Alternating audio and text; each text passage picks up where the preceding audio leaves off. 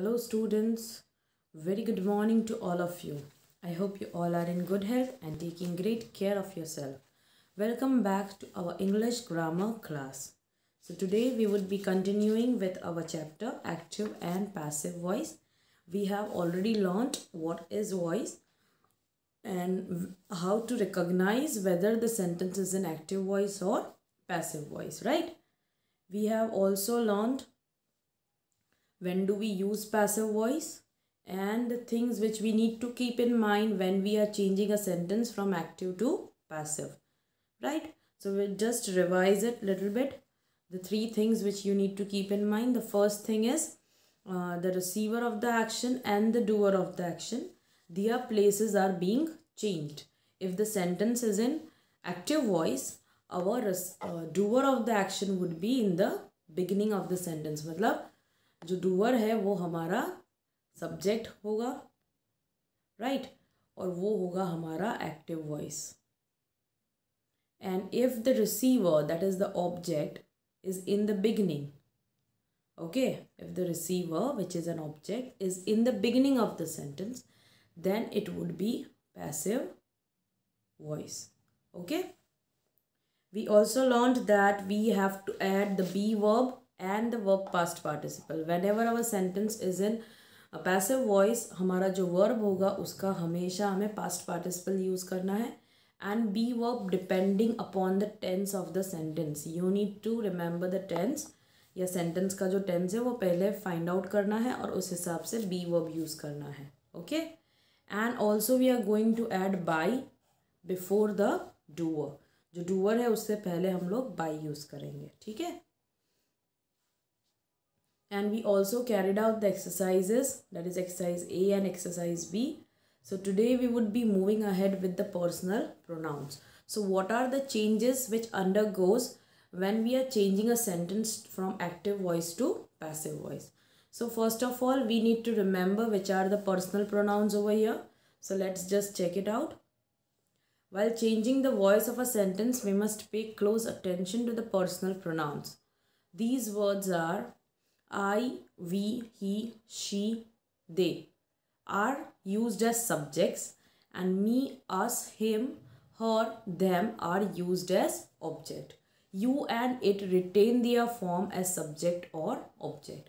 So first of all, students, you need to remember which are the personal pronouns, right? जैसे कि I है और we है, जो हम लोग personal pronoun फर्स्ट पर्सन के लिए यूज़ करता है, right? First person singular and first person plural.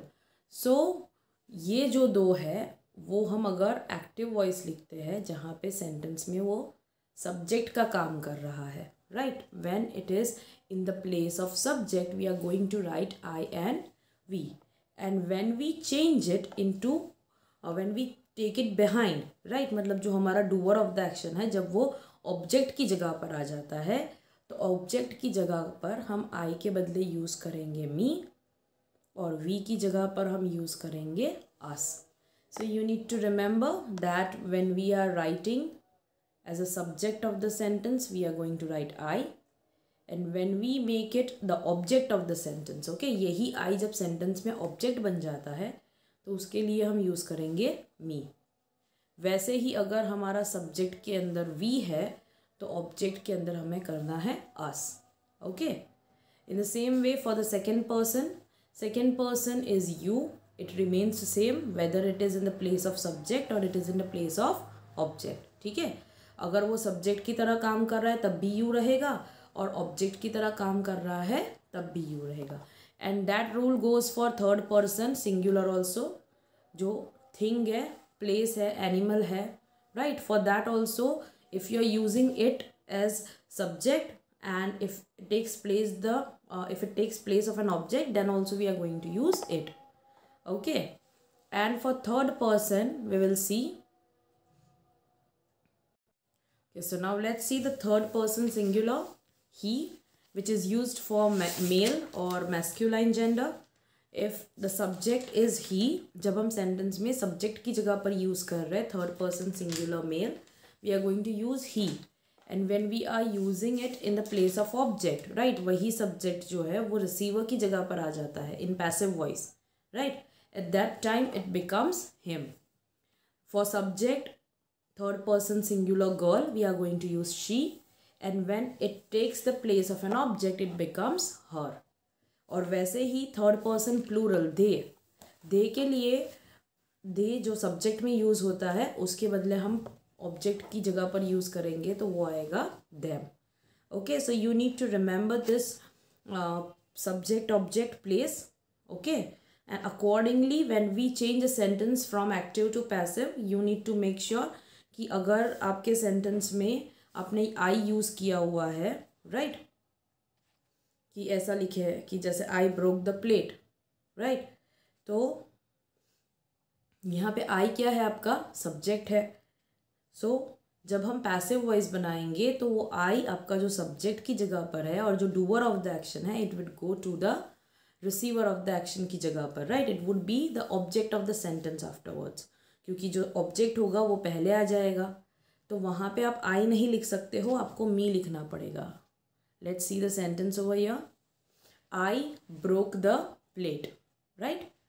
I broke the plate. Who carried out the action of breaking?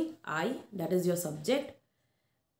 अब जब हम जो रिसीवर है या फिर ऑब्जेक्ट है सेंटेंस का उसको हम पहले लाते हैं. The plate was broken by me. So यहाँ पे हम लोग the plate was broken by I नहीं लिख सकते हैं, ठीक है. We have to write the plate was broken by me. In the same way we ate the biscuit. So the biscuits were eaten by us. Again here we की जगह पर हमने यूज़ किया है us, ठीक है. The next thing is she or he baked a cake. So a cake was baked by him or her, right. him use करेंगे अगर हमने सेंटेंस में यूज़ किया है he, और अगर she यूज़ किया है तो हम यूज़ करेंगे her, ठीक है. We called her a genius. Now here students, see what we are going to do over here. We called her a genius. So यहाँ पे जो ऑब्जेक्ट है वो भी हमारा एक प्रोनाउन है her, right. तो जब वो ऑब्जेक्ट सब्जेक्ट की जगह पर आएगा पैसिव वॉइस में तो हम her नहीं लिखेंगे, her was called genius नहीं लिखेंगे, हम क्या लिखेंगे, she was called a genius by us. We जो सब्जेक्ट की जगह पर है वो यहाँ पे अस बन जाएगा क्योंकि वो ऑब्जेक्ट की प्लेस पर आ गया है, ठीक है. They use wood to make paper and wood is used by them to make paper. Okay, so again here if you notice they है जो हमारा सब्जेक्ट है, डूअर ऑफ द एक्शन है, and when it goes behind in the place of object while making a passive voice we use them, ठीक है. It chased the cat. The cat was chased by it. Here it remains the same. There are no changes over here. Okay. They saw you at the mall. Now students, if you notice this sentence, they saw you at mall. देखना मतलब they क्या है, हमारा subject है, right. And you, that is again a pronoun हुआ here, और वो हमारा ऑब्जेक्ट है सेंटेंस का, right. Receiver of the action है. तो जब वो पहले आता है तो वो वैसे क्या वैसा ही रहेगा जैसे हमने सीखा है.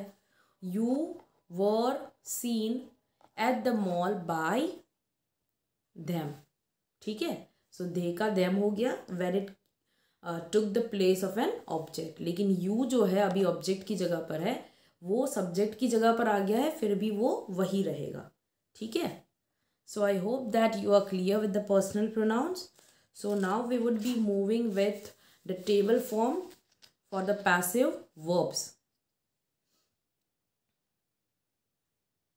Here you need to look at the table below to understand the active and the passive voice of the verbs with different sentences and note the difference in the verb in the passive form. Here you need to remember, see, यहाँ पे आपको सबसे पहले active से passive करने के time पर हमने जो रूल्स अप्लाई किए थे वो याद रखना है, ठीक है. और उसमें हमने एक और चीज़ सीखी थी, वो था बी वर्ब यूज़ करना है और उसके बाद हमारा जो वर्ब पास्ट पार्टिसिपल होगा वो. अभी ये जो बी वाला वर्ब है वो बहुत इम्पॉर्टेंट है पैसिव वॉइस के लिए, and that depends on your tense. According to tense it changes. So we need to remember that thing over here. So we are going to learn that in this table. So let's see that.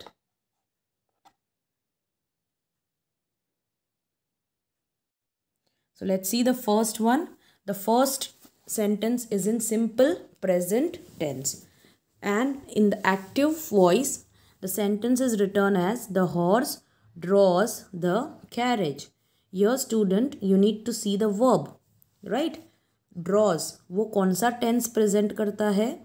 Present tense, right. अभी जब हम उसको passive करेंगे तो subject जो है वो पीछे चला जाएगा, ऑब्जेक्ट जो है वो आगे आ जाएगा, राइट. और ड्रॉज का वर्ब पास्ट पार्टिसिपल लिखना है और उसके साथ पहले हम क्या लिखेंगे? बी वाला वर्ब. सो ये बी वाला वर्ब जो है वो डिपेंड करता है कि आपका सेंटेंस कौन से टेंस में है, एंड ऑल्सो द सब्जेक्ट की जगह पर जो भी आ रहा है अभी, राइट, जो रिसीवर ऑफ द एक्शन है, वेदर दैट इज सिंगुलर और plural. Now you need to remember कि जो बी वाले वर्ब्स होते हैं वो प्रेजेंट टेंस में कौन कौन से होते हैं? Is, am and are. ठीक है, तो ये तीन का यूसेज होता है.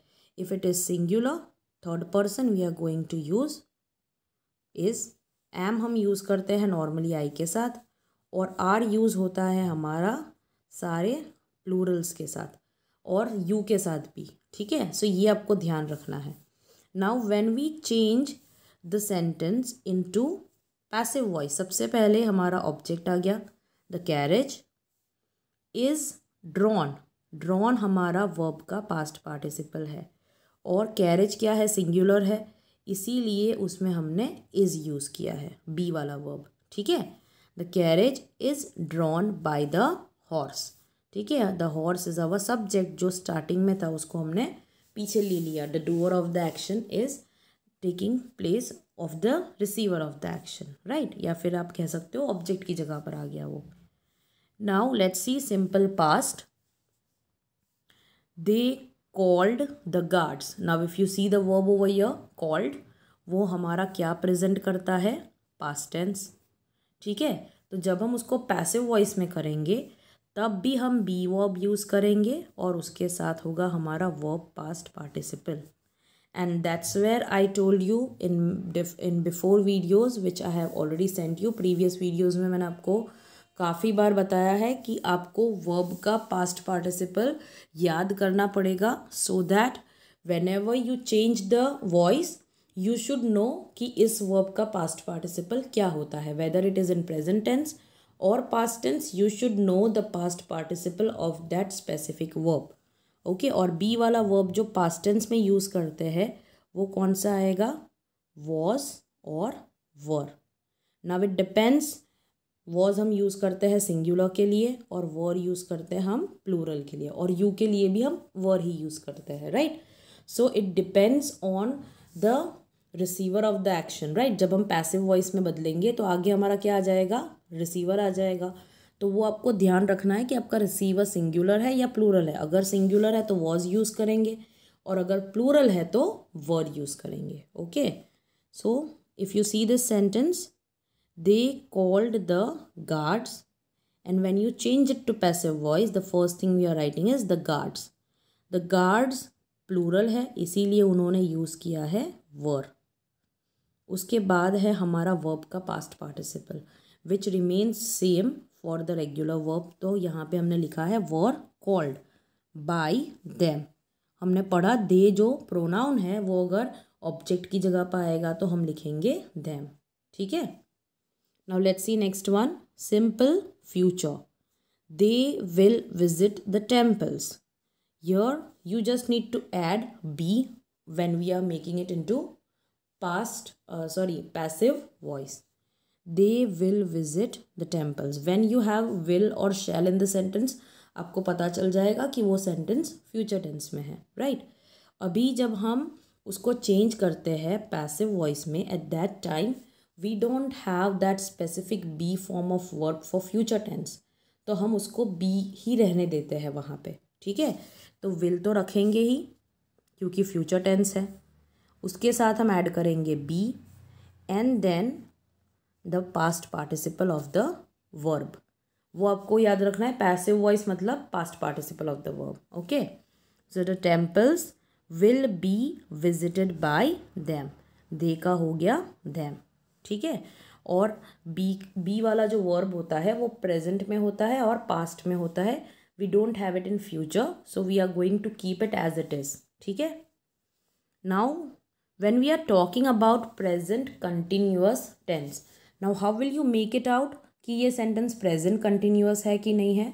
तो उसमें आपको ध्यान रखना है कि आपका जो वर्ब होगा वो आईएनजी वाले फॉर्म में होगा, right. It would be in the ING form और उसके साथ अपना ऑक्सिलरी वर्ब। ऑक्सिलरी वर्ब मतलब हेल्पिंग वर्ब, राइट, जो बी वाला होता है, बी फॉर्म, वही रहेगा साथ में, ठीक है। So you need to remember that.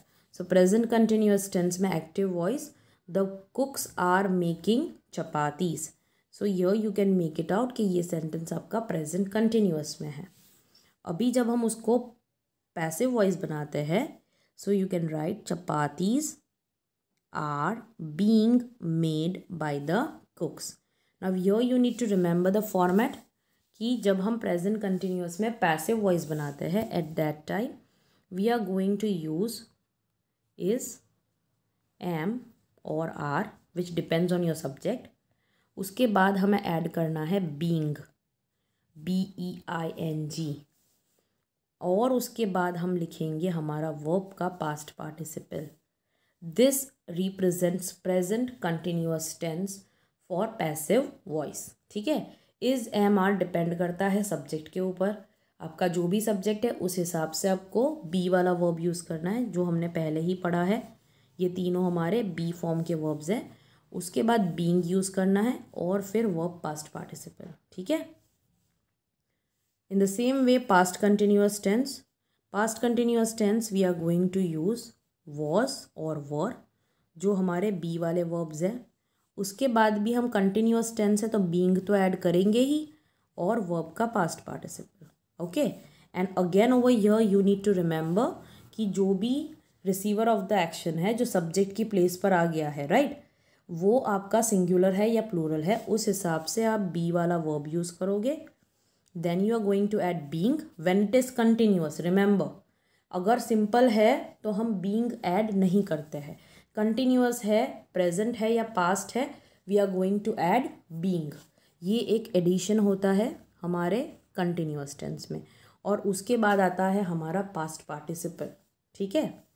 So you can see the sentence over here, they were writing letters. Were writing, writing तो है मतलब कंटिन्यूअस है, लेकिन उसके आगे का जो ऑक्सिलरी वर्ब होगा या फिर आप कह सकते हो हेल्पिंग वर्ब जो होगा, उससे आपको पता चलेगा कि वो प्रेजेंट कंटिन्यूअस है या फिर पास्ट कंटिन्यूअस है, ठीक है। और उस हिसाब से जब चेंजेस होंगे तो we are going to write letters were being written by them.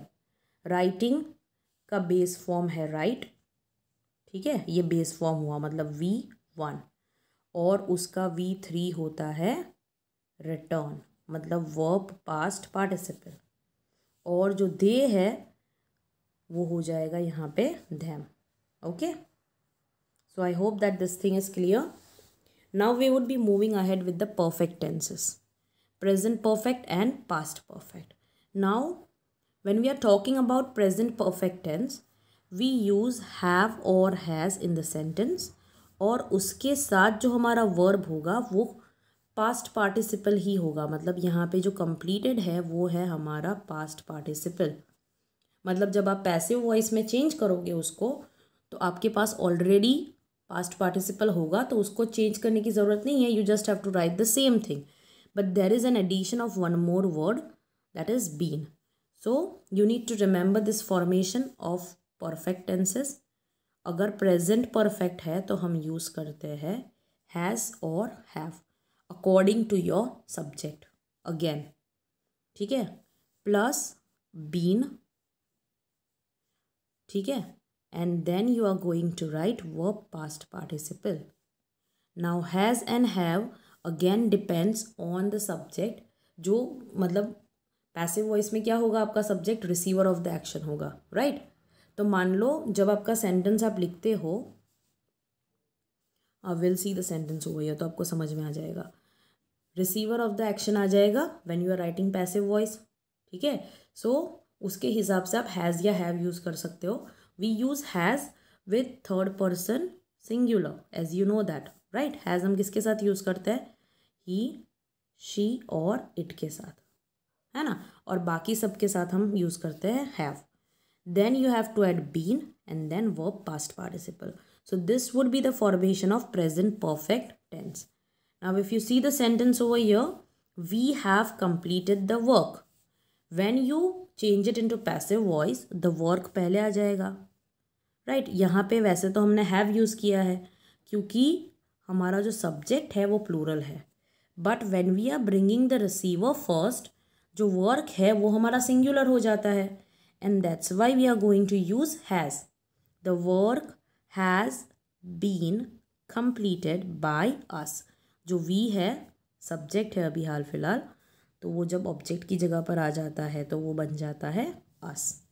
और been completed तो जैसे कि फॉर्मेशन में है ना, और has और have चेंज हो जाता है अगर वो सिंगुलर प्लूरल हुआ तो. And for past perfect it is the same thing. Instead of has and have you are going to use had. कोई भी सब्जेक्ट हो, कोई भी ऑब्जेक्ट हो, कोई भी सब्जेक्ट हो, राइट। रिसीवर अगर सिंगुलर है, प्लूरल है, whatever it is, you are just going to write had and the same format been plus verb past participle. और यहाँ पे भी वर्ब का पास्ट पार्टिसिपल एक्टिव वॉइस में ही होगा, तो उसको आपको वैसे का वैसा पैसिव वॉइस में भी रखना है, लेकिन आपको एडिशन करना है बीन का. हैड भी होगा ही तो सिर्फ बीन ही ऐड करना है उसमें. सो they had reported the theft. Had reported. Now the theft is the receiver of this action जो हमने पहले ले लिया. The theft had been reported by them. Again they becomes them. और had been reported और had reported, उसमें क्या फ़र्क आया, सिर्फ been का एडिशन हुआ है in past perfect tense. Okay. So students, I hope that you understood this thing. जो भी है फॉर्मेशन आपको ये याद रखना पड़ेगा, all of you, and please try to learn the past participle of the verbs because it is going to help you a lot. Okay, and if you have any doubts, please ask me in the live class. Thank you.